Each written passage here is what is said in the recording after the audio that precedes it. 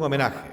El Encuentro Científico Internacional va a designar embajador científico tecnológico del ESI al doctor Óscar Perales Pérez. Invitamos al doctor Perales Pérez que tuviera bien subir al escenario, y ya se acerca también la profesora Berenice Collins. Palmas para ellos, por favor. Y dejo con ustedes al doctor Modesto Montoya Zabaleta, quien va a explicarnos de qué se trata esta medalla de embajador científico tecnológico del Encuentro Científico Internacional. Por favor, doctor Modesto Montoya. Ingeniero Alejandro Fuso, director ejecutivo de Innovate Perú. Doctor Jorge Seminario, profesor de la Texas A&M University. Doctor Óscar Perales, Universidad de Puerto Rico. Magíster Berenice Collins, presidenta del Centro de Preparación para la Ciencia y Tecnología. Para mí es por supuesto, motivo de bastante alegría tener a Óscar Perales Pérez como embajador científico y tecnológico del Encuentro Científico. Como ustedes seguramente se han dado cuenta, él ha venido en numerosas oportunidades a explicarnos cómo avanza la nanotecnología y también colabora con las universidades del Perú, en especial con la Universidad de Trujillo. El doctor Perales es profesor de Ciencias e Ingeniería de Materiales de la Universidad de Puerto Rico en Mayagüez.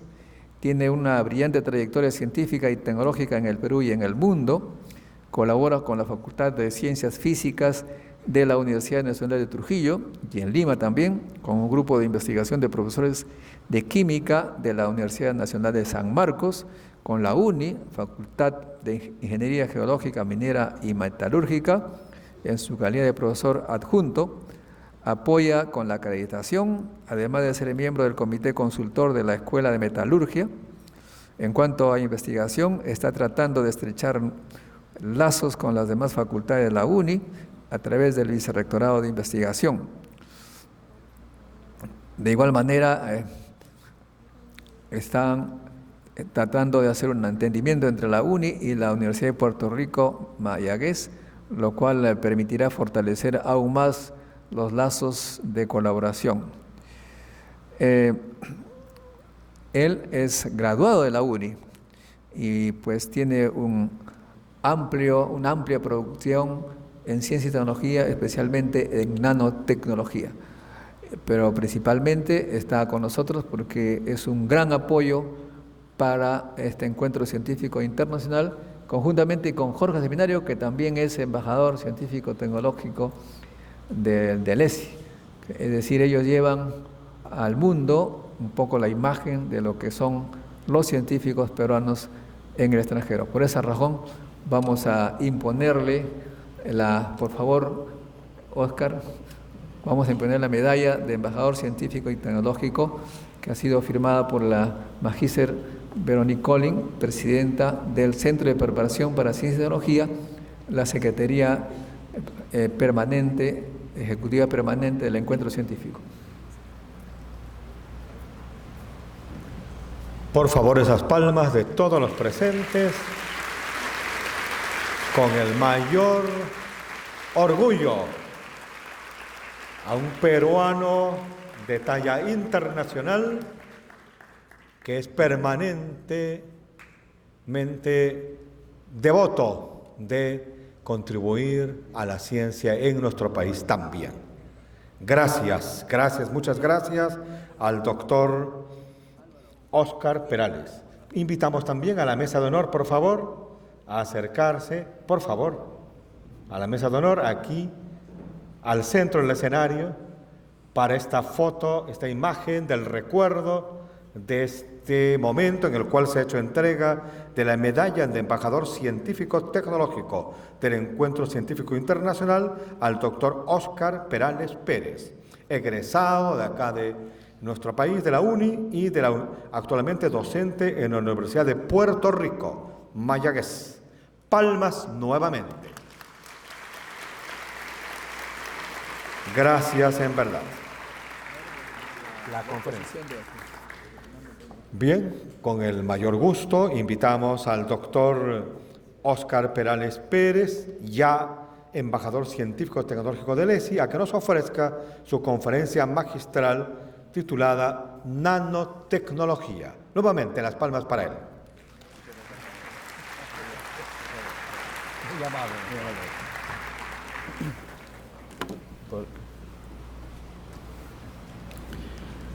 Buenos días, debo comenzar por agradecer este reconocimiento que va más allá del individuo que lo reciba, sino como una situación particular en la cual un estudiante de nuestras universidades públicas puede llegar a este tipo de actividades que espero sean de gran impacto tanto para las actuales como para las futuras generaciones de científicos y tecnólogos en el país. Además del agradecimiento a mis pares y a la mesa directiva del ESI por conferirme este honor, debo reconocer públicamente también el apoyo de mi familia. Me acompaña mi esposa Marta, mis hijas Diana y Andrea, puesto que sin su comprensión y apoyo, pues estos días extras que tenemos que dedicarle a este tipo de actividades que lo hacemos con mucho gusto, no serían tan fáciles de conseguir. Otra vez gracias y a ustedes, por supuesto, por acompañarnos en esta mañana. Y ya entrando en asuntos que nos pueden interesar más, es tratar de resumir algunas estrategias comunes en las cuales la nanotecnología puede ayudarnos a entender primero y resolver después, y esperamos aplicar de manera comercial en el futuro próximo, una estrategia en común.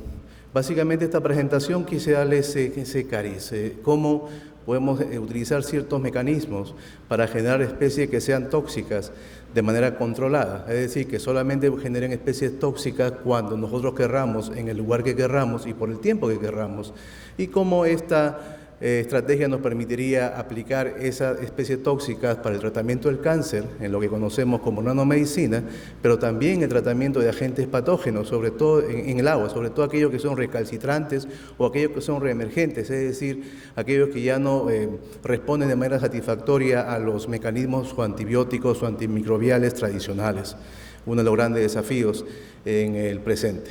Así es que de ahí el nombre de esta presentación. Y vamos a ver cómo nos va con el tiempo. Y por supuesto, permítanme presentarle brevemente al laboratorio y van a ver diferentes líneas de investigación. Como siempre digo, no porque nos creamos renacentistas, sino que sencillamente lo que hacemos es controlar el tamaño del material a una escala en el orden de los nanómetros, por debajo de lo cual aparecen todas esas propiedades que hacen de gran importancia el conocimiento de estas nuevas reglas de juego, de estas nuevas condiciones de estabilidad, de estas nuevas aplicaciones, de estos nuevos dispositivos, de estos nuevos procesos, algunos que los estamos conociendo, otros que los estamos aplicando y otros que ni sabemos que pueden presentarse en las próximas, si no meses, semanas, por lo vertiginoso del desarrollo de esta tecnología.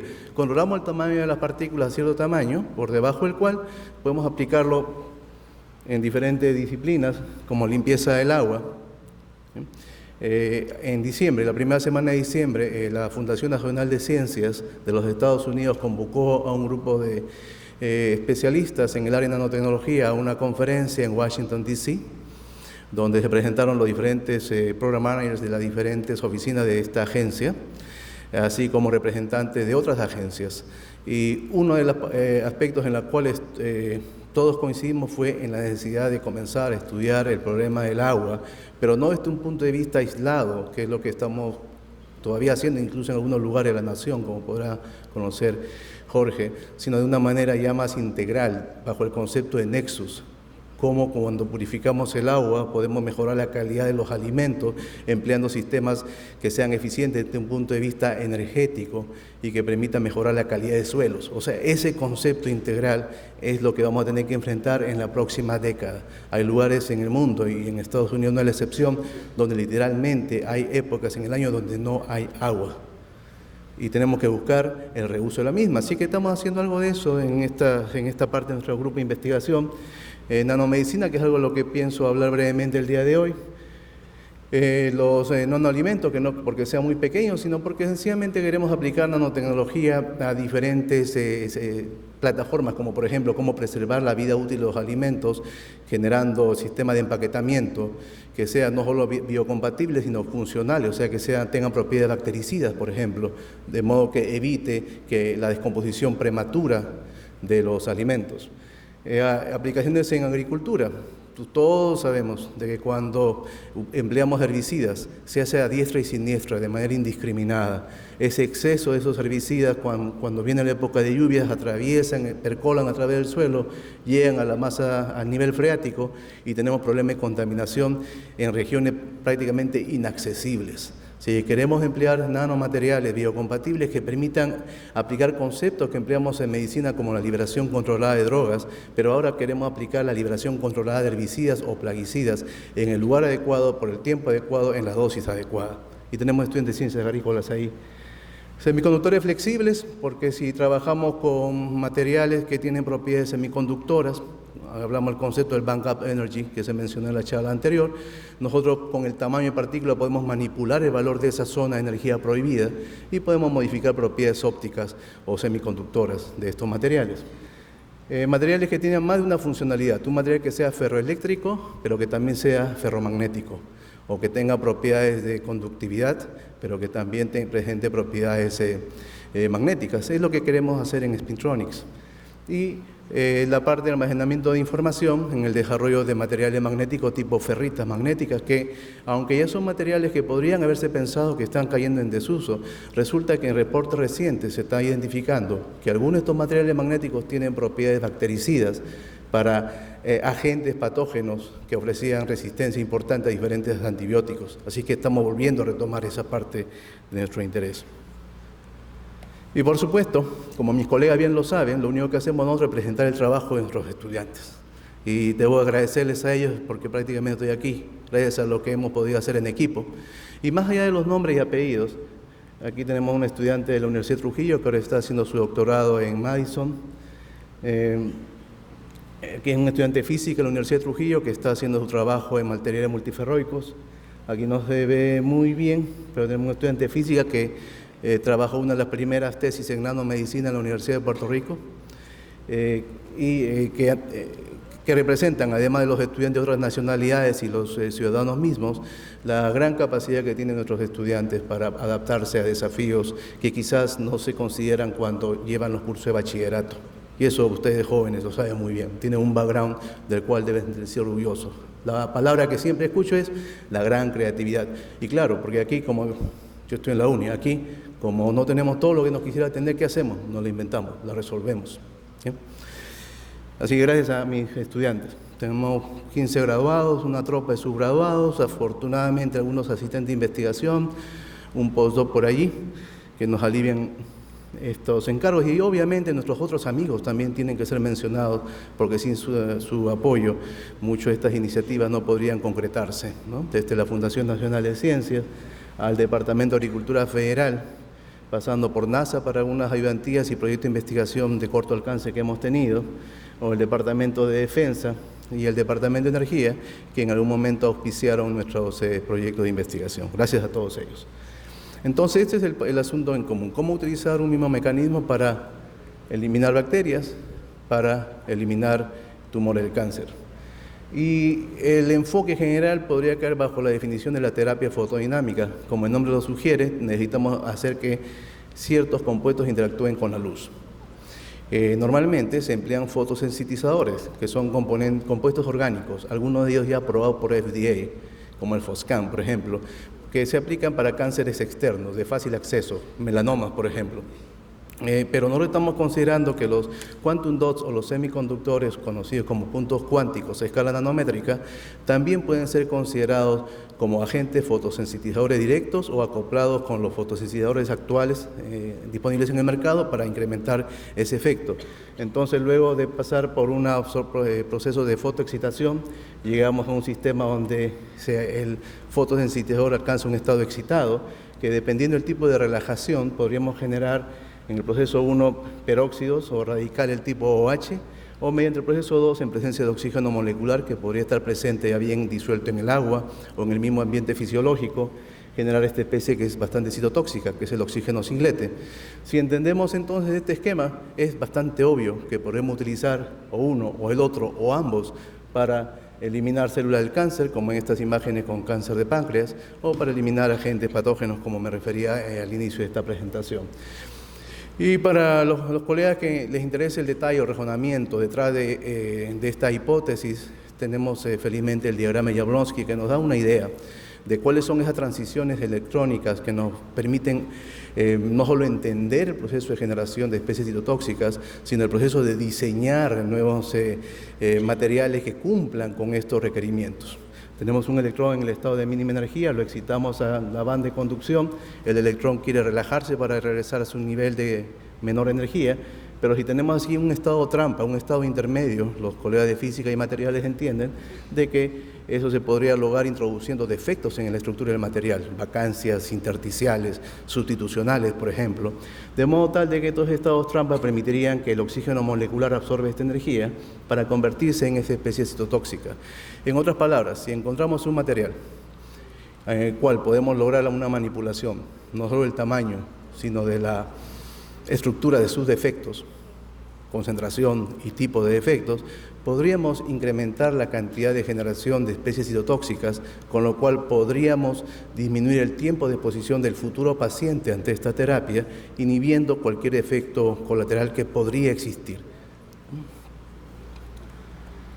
Obviamente, para que eso tenga aplicación en el campo médico, porque tengo colegas de biología o de medicina aquí, tenemos que tener claro que la aplicación con seres humanos deberá obligar a que identifiquemos claramente el tissue window, es decir, cuáles son esos valores de longitudes de onda que nos permitiría una máxima penetración o, si quieren, una mínima absorción sin causar daño en el paciente, en otras palabras, sin quemarlo, para recordarlo más fácilmente.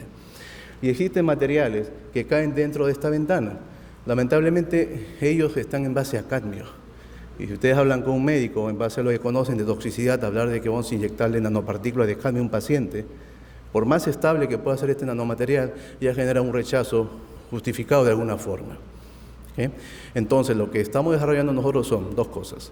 Materiales que no tengan cadmio en su composición, que sean más estables desde un punto de vista químico, más biocompatibles, de modo que lo podemos excitar empleando la técnica de un solo fotón, o empleando una técnica de 2 fotones, lo cual nos permitiría utilizar luz, en el mejor de los casos, luz visible, o si no se puede, luz cercana al infrarrojo, que tiene las características que nos permite trabajar dentro de este tissue window que muestra este diagrama.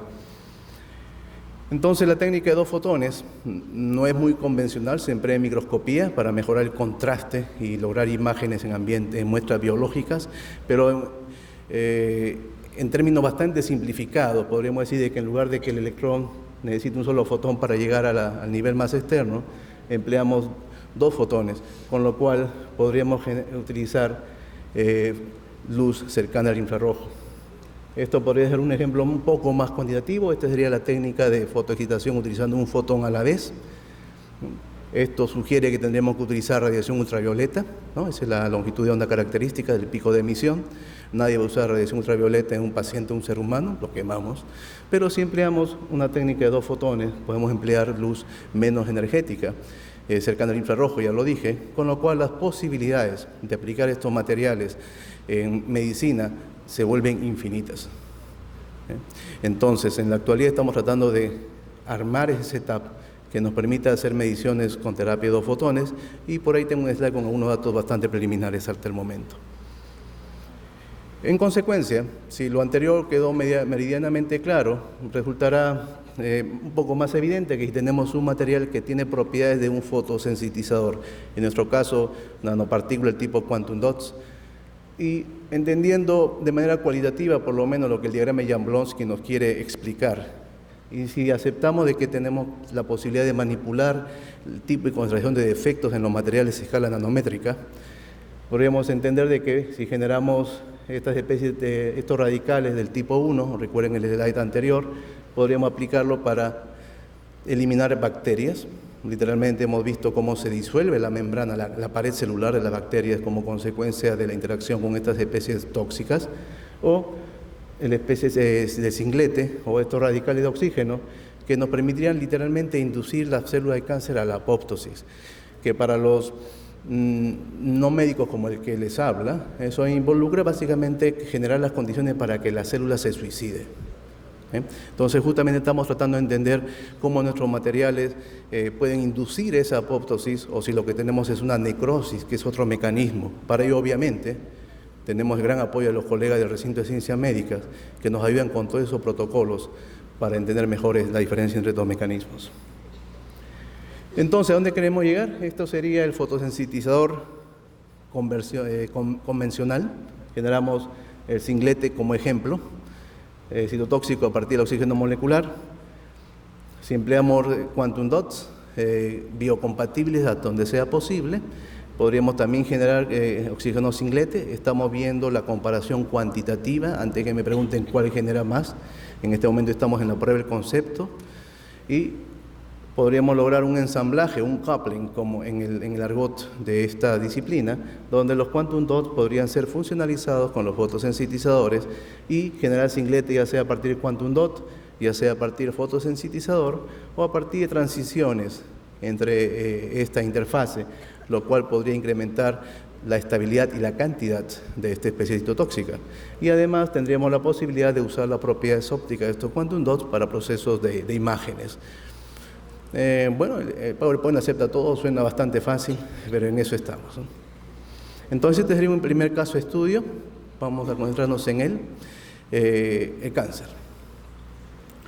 Sabemos de que es la tercera causa de muerte a nivel mundial. Estas tendencias se verifican continuamente, ¿no? Detrás de los decesos cardiovasculares y los decesos asociados al corazón, lo cual aquellos interesados en hacer investigación en el uso de nanomateriales para aplicaciones en salud, ya tiene aquí dos campos no tan recorridos como el caso del cáncer.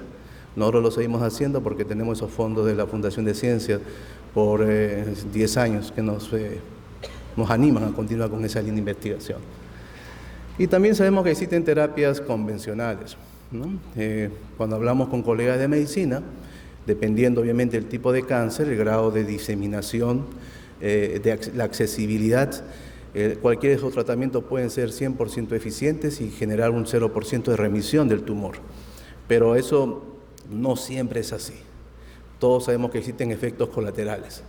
Todos sabemos de que los procesos los mecanismos que explican el uso de hormonas o radioterapia o quimioterapia no son completamente selectivos. O sea, si es la droga, el tóxico, llega al cáncer, también va a llevarse consigo células sanas.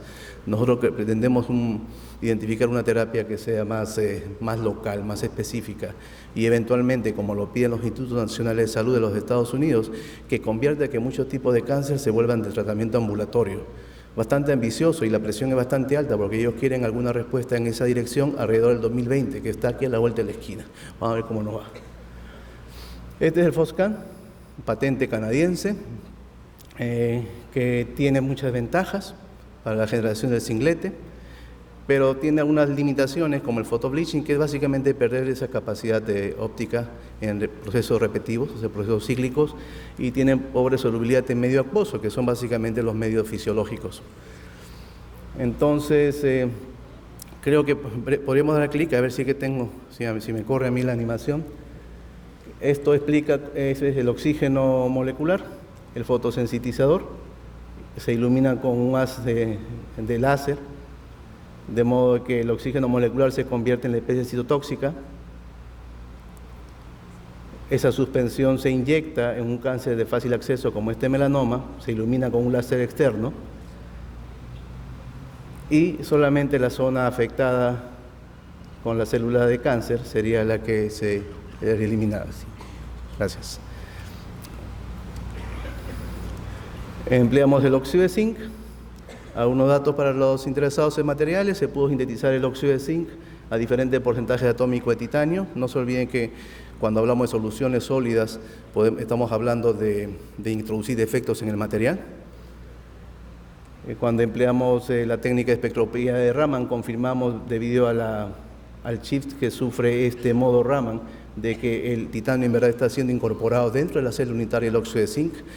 Lo que estamos pensando en este momento, que tenemos dos situaciones: el titanio está sustituyendo al zinc y el titanio podría estar introduciéndose en los espacios intersticiales entre los átomos de zinc.